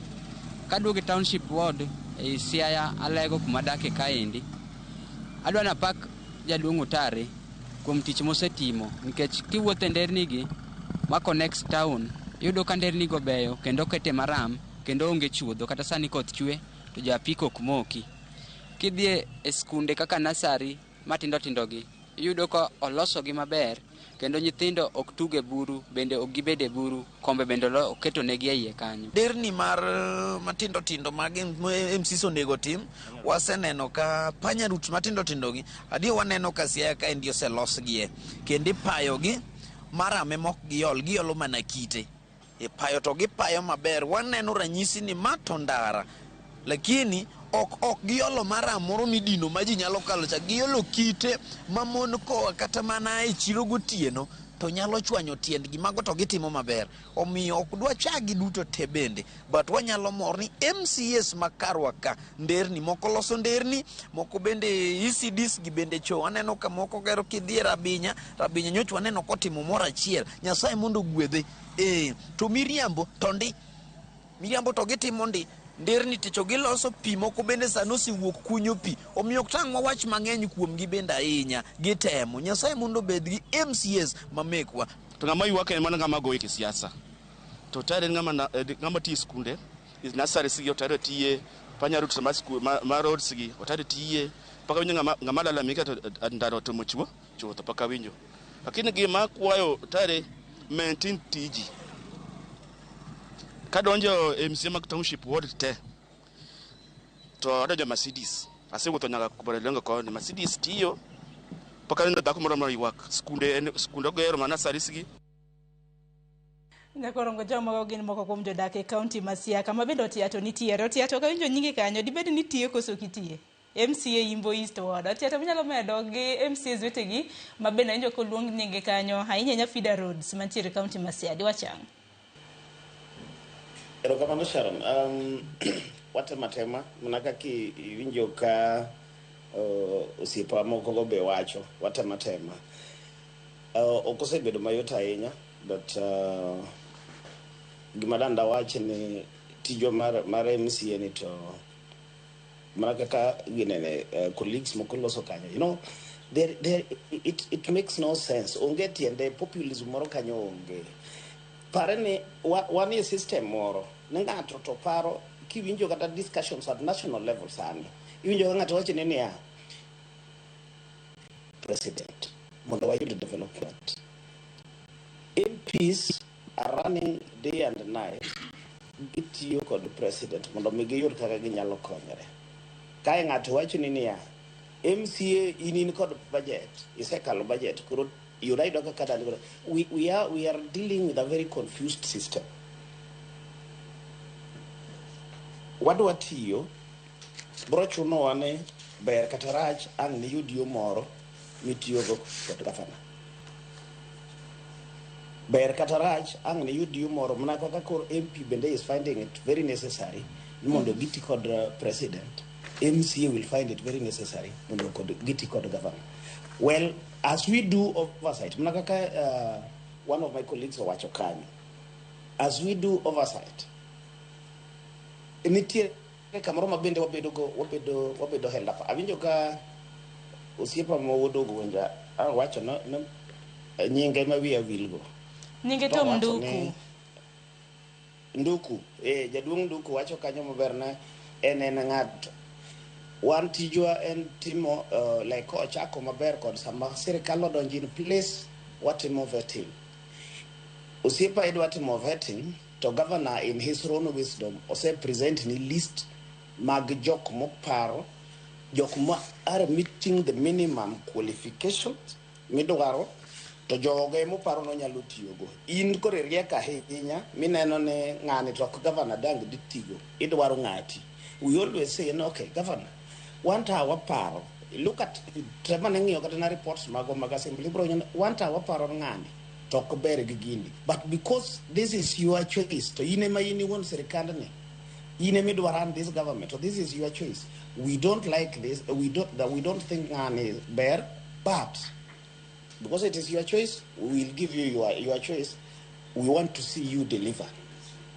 So from the vettings seche moko wamiyo nafas ngeje barani ni yot kabisa ni kawuono ikelo gine tu winjo kiwacho na une mutamo governor tich, une MCS une mutamo governor tich, kiny kendo ni winjo no une mutimo mano nikech odwaro no mondo miyu gimoro. So we give easy way na governor watu wamiyi nafas mari mondo mi tinwa japinyo yieri keche samanyo japinyi yiero iwinjo kata ka samanyo wadhi kwa kura to japinyo wacho ni ya in kwa mari moro ni be wawe. So a colleague watch about the 6 elections mwatimo geki ngato ka ngato make a decision. So governor kod role mare Ana nyita mano mondo kik awach ni gavana ni rach ng'ane ok nyal tiyo tij gavana. Iwacho ni dwa yiero mari, sai yiero gavana. Abende yiera kaka MCA. My role sama dwa tiyo ne seche moko bende par gavana obiro ward ni. In koro ya mwa ni in koro kidware, in koro dwa tiyo tij mar oversight fully. Obiro ward ni owacho ni MCA makama ano kanenega. O tije manyode go benwa tiyo kode is not cooperative to us. To seche moko ntiere odi yudo ka neighboring ward. To iwinjo na kaka iwacho ni kanyo ndara olos maber, modin maber molie maram in ward ni kata onge anything. Nikech of your positioning. So jowa moko go mbaka.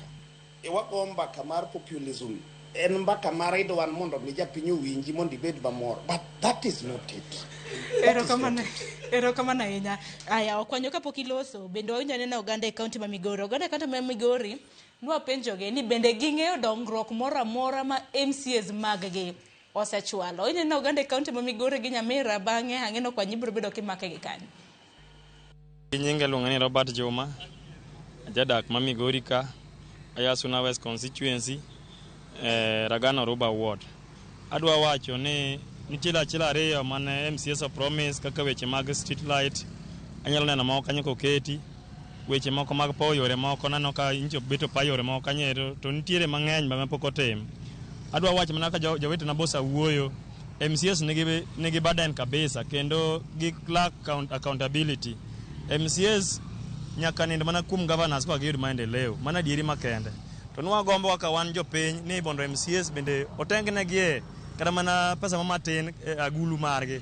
Mok ginyal bedo godo ni nyaka gikwong giseche mana kuom jotelo ka gitimo nade, giyudo maendeleo. Kech yudo ka jomoko machalo ka gima dwani okwed sirikal kata mana county government kata mana jotendgi to ok nyal yudo maendeleo go. Wakwayo kauli achiel kaka jopiny ma bende wuoye voice mar jopiny ni MCAs be dwani omiye location mamargi. Wan kaka jo Migori ka eri MCAs moko osetemo, moko bende osedok chien, oseduoko gwengegi chien. Adwa wacho ni through coordination maber mar jopiny, MCAs wa nyaka koro wawuog mana oko bond gin be omigi location moro ma ginyalo timo godo maendeleo gin giwegi, mana ka national government be timore nade, nigi location mamargi. Adwa wacho ni in terms of infrastructure, MCAs nigi badai, kech yudo ka semoro location moya national government mabire county government ok nyal romo in terms of infrastructure. Magi te seche moko ka dhie salaries and remuneration ma samoro bedo baden ne kata mana government executive owuon bon me pesa ni be disbursed to the assembly level. Mogik adwa nyiso ni MCAs wa bende koro nyaka bed ni ging'e tije ma thoth MCAs ketich manotero gi assembly kacha. Mokwongo iyudo ka MCAs owuon kia gimiluongo ni legislature gimanotere kacha maloso chik otamogi. Mar ariyo MCAs ok nyal timo social audit kata mana ok nyal timo audit ne county ne executive kech gi fear ni in case ni gidhi gi expose kata giwacho weche moko achiel ariyo adek to gidhi bedo rebels. Apana, MCAs nwa oro ni bon me otimno gimiluongo ni auditing a county government ka gine executive kacha. Mar ariyo MCAs nwa galo ni bon odhi legislate monego bed ni giloso chike momakore kata gi weche mag maendeleo. Adek ne mano MCAs afilowa in terms of public participation. Samo gik mido tim public participation jo kama na wedegi kata gidhi ichoko jomoko adundo maging'eyo to gidhi timo project kama ok owinjore mago giseduogo godo ji chien in terms of maendeleo. Kendo wakwani kolko public participation emosaduokowa achien mologi moro amora. Kech iyudo ka project kata mar pi ikete kama ok owinjore, project kata mar ndara itime sama ok owinjore, samoro itime sama onset mar rainfall mok owinjore. Koro gik aina gi eki mosamiyo MCAs ofail. Kuom nyinga iluonga ni Ray Mandela. An jadak mar Migori County, Suna East Sub County, Suna Central Ward. Kuom tich mosetiyore e county kaeri, anya wacho ni ok en tamalo mang'eny sana, but ka awacho kuom MCA anya wacho ni gisetimo, but ok gisetimo as per the standard madwarore. Ang'e ni nikech pok gitiyo maber, jomoko rely e relationship magintiere godo gi governor mondo gi perform. Ka okine e side mar governor to giyudo pek sana mondo mi gi perform nikech nyaka gi lure gi dwaro mar governor e koka gi perform. Koro national government kaka ne Raila dwaro, wakwayo ni mondo for the devolution mondo bed felt fully onego kele piny nyaka MCA ma ikelo kiti mar MCA ma pesa yane MCA direct from the national government to biro account ka MCA piny kaeri ekoka MCA be nyabedo gi teko ma kowacho ni odhi gero nwa yo kowacho ni odhi loso hospital to koro en accountable maka wanyise ni pesa no yani malo to mae kama okotimore. Koro pek ma giseyudo en lack of kiti ma imiyogi ka opogore gi dhi berore ir MCA mondo gi perform. An Jako Tieno awuok Buembu Wasibete Ward. MCA ne osetiyo en mana ni gima bagogi ni gionge allocation. De sirikal los ne allocation nyocha na mor kaneno ka senator marwa Eddie Okech owuoyo wacho allocation mar MCAs. Kadange gitim gino aneno ka MCA dhi deliver tich manoternegi. But kuom sani jopiny ywak ni ok giti nikech gionge lwetgi. Kadange sirikal mamalo mi jogo lwetgi. Aparo ni tich mar MCA dhi nenore. Adwa wacho ni MCAs wa sana ma Migori ka osetemo tiyo gik manyalo nenore matin. Ingawa changamoto nitiere nikech MCAs chuno ne nyaka gidhi executive magikwa pesa kore kimiyogi. Gima ne wadwa kwayo sirikal mar national government MPs mawa keturu Ward Development Fund mondo MCAs ma Kenya ka obed gi duol. Ka japiny laumu MCA to olaumu MCA kuom Ward Development Fund mare ma otiyogo marach kata motiyogo maber. Wadwaro ni mondo MCA ka MCA obed ga location mar Ward Development Fund. Na tunapozidi kuangazia utendakazi wa wakilishi wadi hapa katika kaunti hii ya Nyamira, tuko katika eneo la Kibirigo ambapo tunaungana na wananchi wa eneo hili linao watueleze, je, wakipewa fursa watawachagua hawa viongozi tena kurudi ofisini? Genyenga iluongani Eliaki Mabondi Anyango. Kawewi MCS ma Kenya kae. All over 47 counties. Okonego beni chako miyogi another chance nikech ok gitimo gimonego gitim. Tijgi malongo ne gin tije adek to kiwuothe ground to kiyud ka gitimo. Tich mokwongo en oversight. Mar ariyo en legislation and one gi representations because okwanyal dhi kuro wate. To kidhi ng'iyo kata projects ma governor tere awards ok chopi nikech ok giti malongo gi teko momigi. Koro nyaka gisani an gi pacha ka Nyasaye nyalo miyo wangima mwa chop 2027 kikwami MCAs ma ok otiyo nwa telo kendo nikech gibiro tiyo marach kaka gitiyo marach this time round. An gi nyinga iluonga Shemo Jil. To ka wuoyo kuom MCAs ma otiyo nwa this round ok owinjo bed ni wadwokogi nikech gima gitimo onge. Ma komiya thuolo ni yiero to pane labda 10% mwanyadwo 90% nyumbani. Kwa majina mimi ni Chal Nyaundi kutoka hapa Kibirigo. Kwa hawa MCA wa Kenya mzima ni kama ni mimi mwenyewe ningesema wafukuzwe kwa maana hakuna kazi wamefanya. Kwa hivyo wanastahili kwenda nyumbani, wengine wepe waingie. Hadi walikulia wa Kenya hawajatimiza hata moja.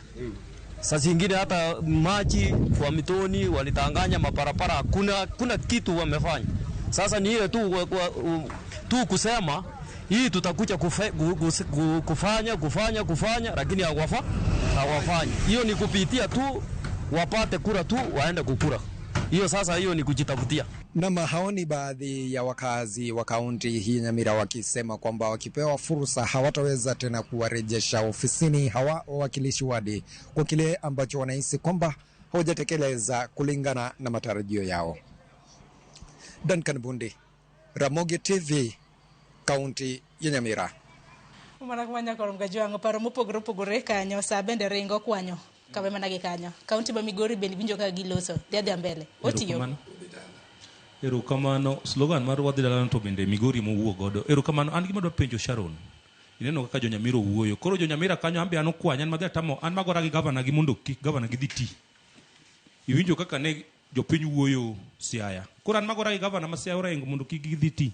Enia Sharon seche moko wacha dieri ma too much nyalo miyo neni mopogore but gima maduong ni anariwora gi jopiny sani jopiny society ma sani joma rito gi joma riek kabisa bimeno ka gi challenge kata the head of state adieri mantiere budget kosabedo uploaded e web en gima ng'ata neno nyaka dai muti nyakwar nyalo teni e dani tok dalani ka kinyi lose barabara nikech en gima oneno koro ka gino kinyo kotimore to japiny question an gima dwa kwayo colleagues gamwan godo ka kata maonge mawinja en ni wadhwa wuru gi jowa mondo akonu jowa dieri kon jowa poison mari sabene pod ntiere koso serumo sapoko rumo japindo do mana developments no sapoko rumo wadha kon gi adieri ni yawo jothurwa watch development an kaka MC maru an ang'eyo chandruok kuma nyalo golo kata teri assembly to ng'ama onego bene implement kasa tero ma pesa obedo factored in that project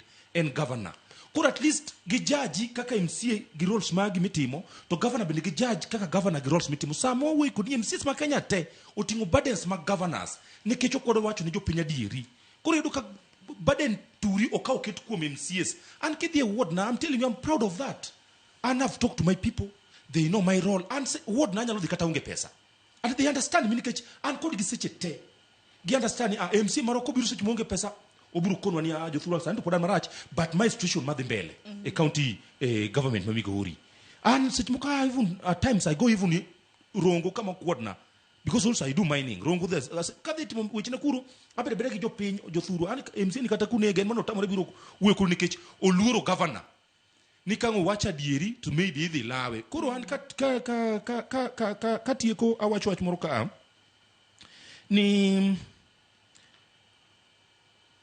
jothurwa adwa konka adieri there is gaps seche mano loso wach devolution inter gap mane jogo weyo nyuwa neno kao high court o affirm ni mondo ni CDF is joining anakwayo jolony jorieko Raila Odinga no kedo matek kabisa mokelo devolution but inter gap manowe anakwayo ni mondo ka Nyasaye nyalo yie to many kaka wanyalo review this constitution mondo MCA kata ward mondo devolution obed realized to the ground wabed gi milongo ne ward development fund koro ward development fund ngima na structure minya lose godo ma at least MCA nyalo singo gigene mako singo ni ka to dhi kunye pi te kopogore gi pesa modhi kwayo governor to at least embe office ka onyalo direct those officers mochung ne ward development fund ni ma at least pigno time ma in singo mako singo nikech wambe seche mo campaign makidhi region moro tisingo dongruok ero kama na inya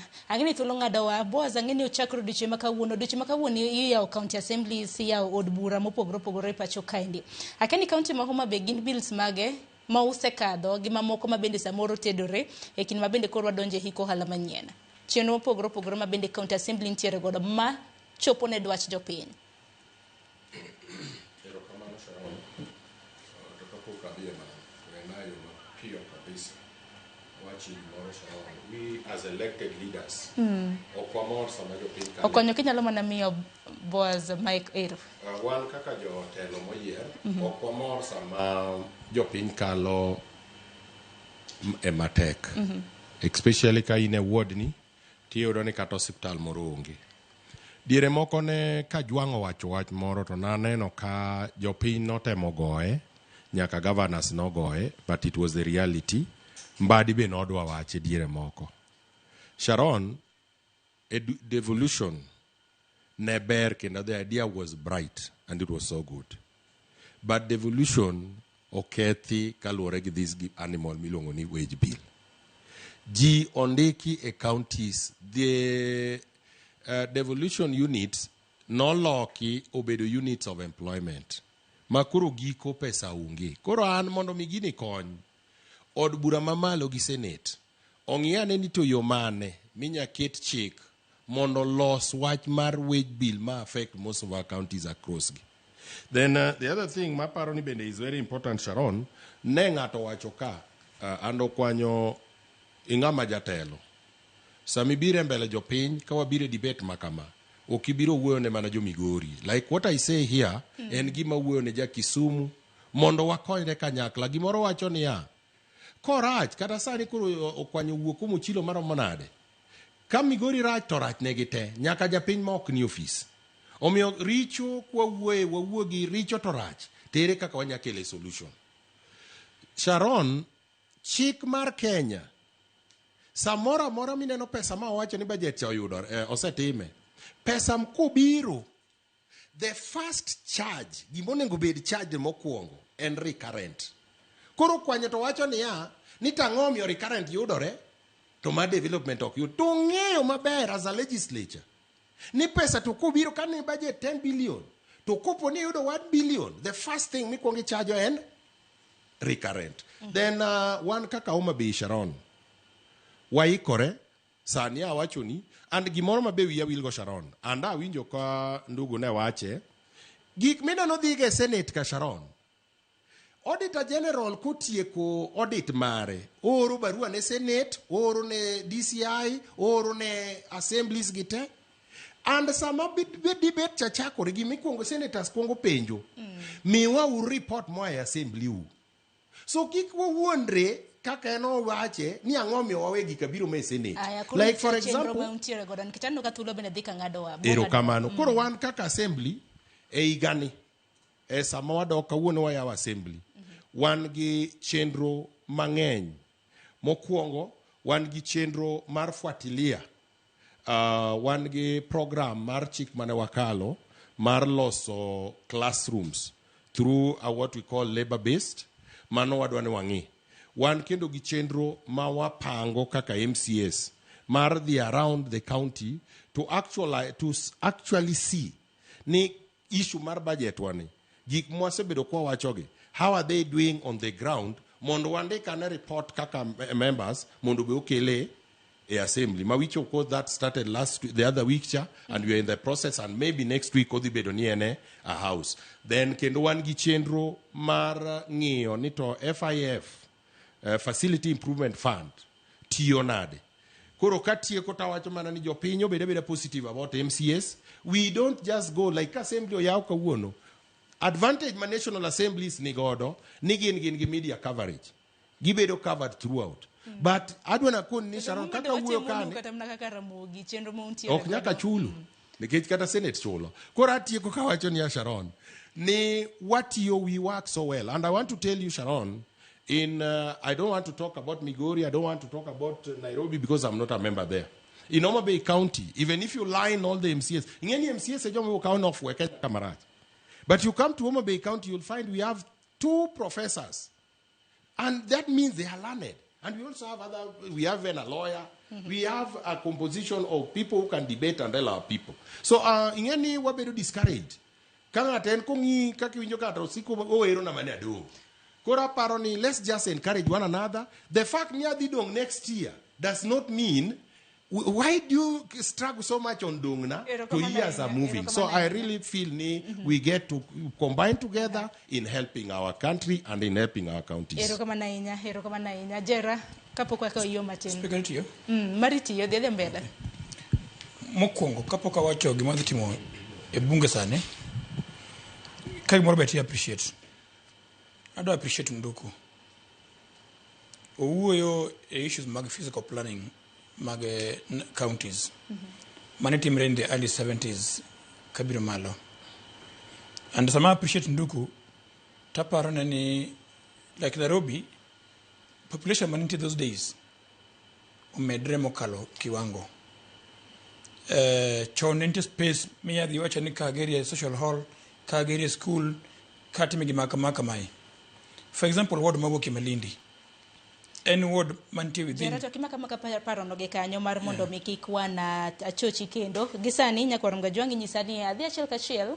Ntiere jatend Bura mar DCP mabene nenja lub jatend piny Rigathi Gachagua loso sani hawinjo don loso kotende kod Chal mano mar oro e pacho ka wawinjane na kapok waduogo gi Twak. Food basket recommended by the United Nations to approximately Kenya shillings 2,700 per person in the rural areas. In an expose recently, the Office of the Deputy President spent 338 million on private jets, chartered airplanes and choppers. Aden Duale's sharp business lost 11 billion Kenya shillings. This government does not take human life seriously. For a young man in Kenya, If they are not killing you in the streets, they are tear gassing you in church or killing you with thirst and hunger in the north. At the same time, the leaders of northern Kenya, who cannot account for Kenya shillings 1 trillion since devolution in 2013, are quiet and enjoying luxury in Nairobi as their people in the north continue to suffer from hunger and anguish. The people of northern Kenya are Kenyans. Their children are Kenyan children. Their hopes, struggles, and aspirations are part of the shared destiny of our nation. Any Kenyan oppressed or neglected today is a warning to us all. And injustice and suffering do not recognize borders or communities. We are and must remain one for all and all for one. Let this be the moment we reclaim the best of who we are, a people who do not turn away from hardship, but who meet it together with courage, with compassion, and with the unbreakable spirit of a nation that refuses to abandon its own. The spirit of Harambee must guide us. As President William Ruto tours the food insecure and water-stressed north from tomorrow to disperse the Nyota cash in Wajir, Mandera, and Garissa this week, he should know that life is more important and people are at the verge of hunger and death. In any case, the whole essence of touring the north is little on Nyota program, but to sanitize the corrupt leaders who have failed the people of northern Kenya. Furthermore, the Nyota program is a World Bank program happening in other African countries like Angola, Mozambique, Nigeria, Senegal, Benin, Togo. Yet we have not seen their presidents turn this into re-election campaign rallies across their countries. As a DCP party that is built on the philosophy of listening to the people, Kenyans have sent us overwhelming questions and concerns about the North and promises made by one William Ruto. Mr. William Ruto, as you go to dance on the podiums in the North this week starting from tomorrow, do not forget to tell the people of the North why only less than 35% of the population have access to basic clean and safe drinking water compared to the national average of about 68%. The North, too, are Kenyans. Mr. William Ruto, in the North, over 850,000 school-going children did not attend school last year, and the same for this year. Mr. William Ruto, the schools in the North have no classrooms, no laboratories, no teachers. Children standing at the trees. Does this prick your humanity, if at all any is left as you head to the North? Mr. William Ruto, health in the North is just as bad. In Mandera County, half of all women give birth at home without a nurse or a medical doctor. Only 6% of children aged 12 to 23 months are fully vaccinated. I do not know whether you understand what this means to the future of the North and Kenya. Garissa County records the highest maternal deaths in the country, with 247 women per every 1,000 dying during childbirth. Your closest friend and partner, Aden Duale, is the CS for Health, and he comes from Garissa. Tell him to explain this phenomena to the people of Garissa and the North. You should also explain why you don't ask him these hard questions. Mr. President, in Wajir County, 90% of the population lives in extreme poverty, the highest in Kenya. Marsabit records 85.8%, while Mandera, Isiolo, and Garissa each have over 77% of their people struggling to survive. These are not just numbers. They are mothers dying, children going hungry, and families suffering every day. And because, William Ruto, you are part of the mess in the North, through lies and fake promises, please, before you make other promises starting tomorrow, note that the promises you have made to the North in the last 3 years are running into trillions of shillings burdened in lies. we take the trouble to remind you of some of them. Mr. President, on 25th of November 2023 at Loyangalani Cultural Center in Marsabit County, while attending the Marsabit Lake Turkana Cultural Festival, you openly lied to the residents of Marsabit that they will be connected to the national electricity grid through Lake Turkana wind power by the year 2024. We are in 2026 and the status quo remains. Mr. Ruto, you lied that power main grids would be constructed immediately in the towns of Moyale, Marsabit and North Hall. Zero works have commenced. As Ramadan nears, please give these Kenyans power. They do not need to cross to Somalia and Ethiopia to get ice cubes like they have done in previous years. Mr. Ruto, you lied that the Ministry of Mining, Blue Economy and Maritime Affairs would construct, with immediate effect, fish landing sites and fish processing zones in Turkana County. 3 years later, all we see is cattle rustling and ravaging drought. William Ruto, you lied that the Turkana University College would be granted a charter by the year 2024 to be a fully fledged public university.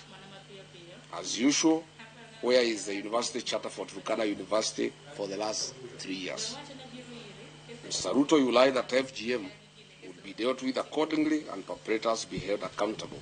Today, the prevalence of FGM in Marsabit County is at 83%, ranking Marsabit County as the third highest country in Kenya in FGM prevalence. I hope you understand what this means to women and girls of Marsabit as they look forward to exploiting their full potential. Why lie to women and girls, Mr. President? Between 4th and 7th February 2025, William Ruto toured Mandera, Wajir, Isiolo, Marsabit, and Garissa counties, and as usual made a cocktail of promises, deceit, and open lies, as he'll be doing in the next 3 days as he heads to the north. On 4th February 2025, in Mandera town, he promised to end marginalization and inclusive development.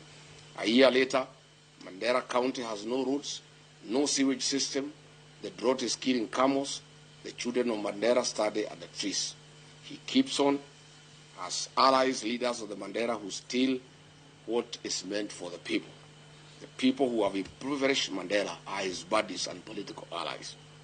He further promised to put Mandera on the national grid through Ethiopia. To date, Mandera gets electricity on ration basis once in every 24 hours. The president promised to put 1.2 million acres of land in Mandera Triangle along River Daua under irrigation.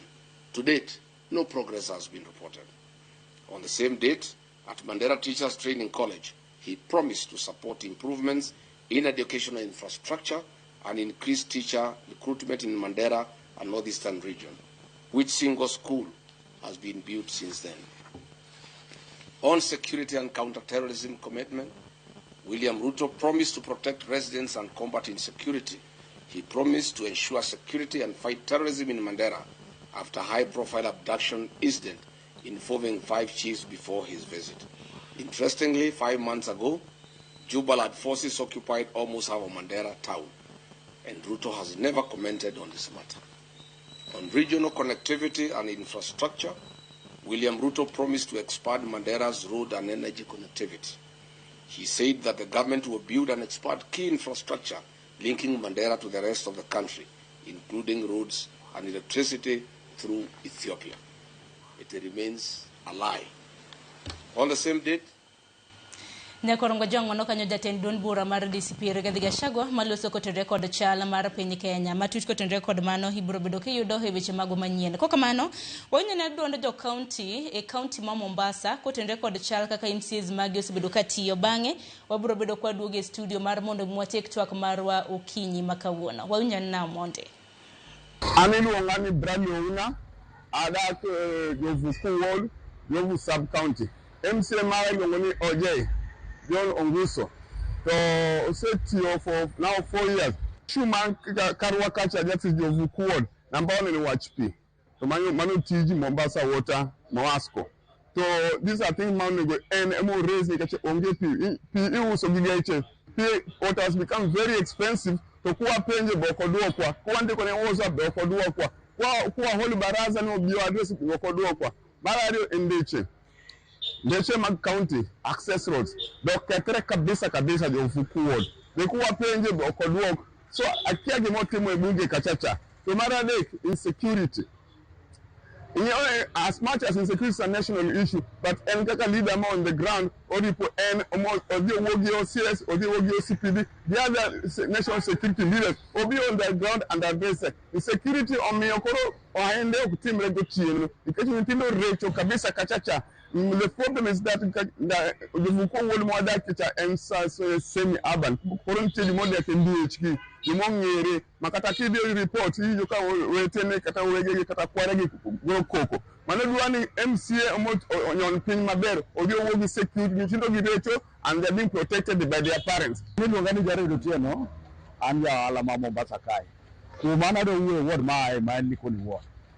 Kiwa tenirima ya sai, jogi, Yerogito yotnde to neno gito chalo gima kore hiedhi man Amerika. Dome awacho kamano, amen sie mara nyaka na yier, pok aneno kata gi wang'. Ket ndalo mano ayiere no raga Likoni Award. Sani tiyo winjo kene sijui odak nyali, kata odak mana sijui wat. Koro tama ng'eyo. Koro an komiya nafas sani mar yiero ng'ato. Bwana Anjo ok anyal yiero. Gima omer dhi kaka odhino, ket nyaka bedi kata sani, oonge gi interest mar Likoni Award. Nyaka bedi osagone jopiny oriti. Kengene gikono ga jopiny gibitiyo ne jopiny to gima gibitiyo ne jopiny onge momiyo gere ngo gitimore nade gilal ket nitie tich gima tero ji e county assembly. For example, Likoni Award nitie problem mang'eny. Likoni Award nitie nyithindo monego bed ni dhi sikul mano kaka MCA onego bed ni wuoye. Samoro gavana ok nyal ng'eyo to nyaka bed ni gitero ne gavana mondo ong'e ni Likoni Award nitie problem mar skul. Likoni Award yore ok beyo. Kabros onge Likoni Award. Likoni Award pi onge. Mau gik monego bed ni county MCA moyier nyaka dhi ne wuone ji. Mombasa ka nyalo ng'ato nyalo kawo winjo maber to onge winjo maber moro miwinjo kata e awards. Yer gine ma problem kaka machalo kaka madala ka. Gilal onge gima gitimo ne ji, gikono mana ji koge sayudo to koro gilal makana neno gikoro te. Giringo gi weche makana koro kinyal nene. Kinene to yugo kiyo malo, ok onge ne gudu wuok kodi. Weche moro na dhi e county assembly kana no mako mana dhoga. Ng'enda sifu wa yero jo matiyo gima gitimo. Jogi nyaka bene gitiyo ne ng'ato, ket ng'eni kata paro mag jopidho wachi. Tamoge wacho, nyaka bene gitiyo ne ng'ato. Momiyo, wang' 2027 kwatimo yiero, wayiero MCA moro manyalo dhi tetia jopiny. Ket gi luor to yiere gi jopiny, ok onyal tetia jopiny. Mano e problem mantie Mombasa kae. Nyakorongo jomparo mopogore opogore kanyo. Miki kintiere kaunti ma Kisumu bod dakika achiel gi wachni mogik watieko.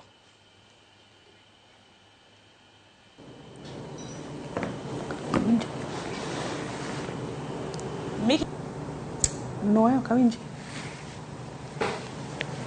E county ma Siaya ng'ini tudri kodwa kokadho yor lony manyasani gi wachni mogik kwatieko e bod dakika achiel. An gima danda wach ni ang'en tich to tek, especially giro mar devolution ni, but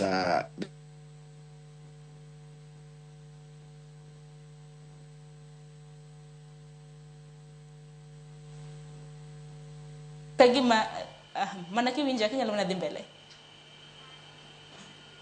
Mana kamano, hakeni Miki oseikore kosabi e studio mano ma Nairobi kamano mapiyo piyo Jera gi wachni mogik watieko.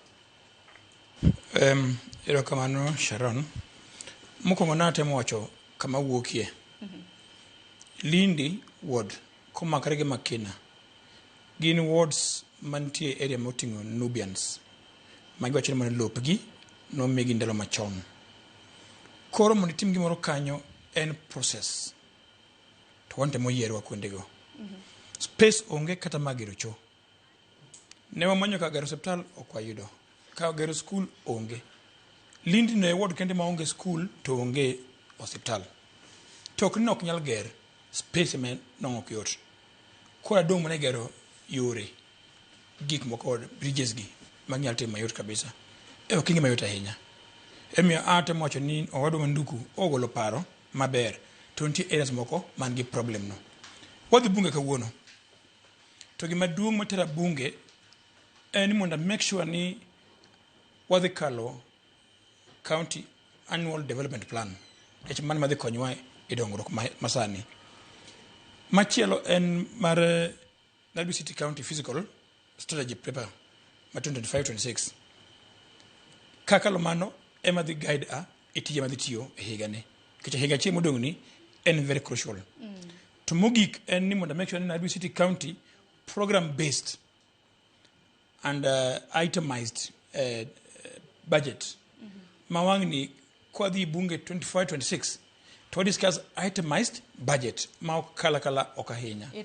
Katieko. Ineno ka nyathiwa ma Kisumu cha owacho gimoro ni obunge tiyo gi president kendo gi ywak nyaka ti gi president kendo ng'wandu. An kaka jera I feel ni sani governor ma Nairobi tiyo maber kech oyie winjo wach ma MCAs omiyo nyaka ti gi governor mano oyierago mondo akel maendeleo e ward mara.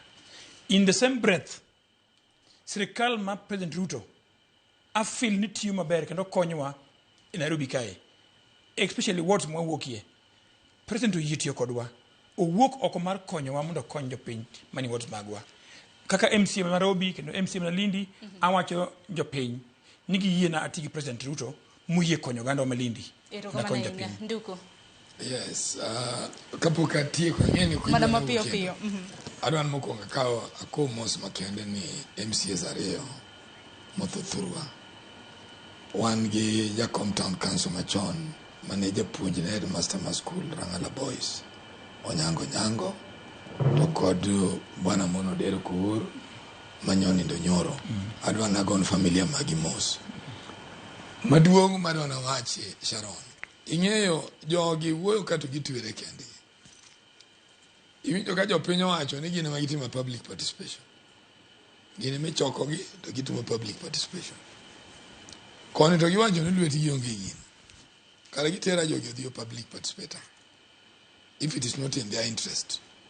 So one thing that my colleagues, my jotend, my MCs yotem, let them apprise their goal. Problem again go en kopo no tim gicha kaka nyowacho to kotimore to be represent in the house. That is one of his role. Number 2 and about oversight. Even them they should find a way on how to bring the whole thing to the assembly. Bogi discuss. Why is it that Maido pesa to pesa ni ukutima ber makendo governor ilungia Nairobi kucha to go and answer.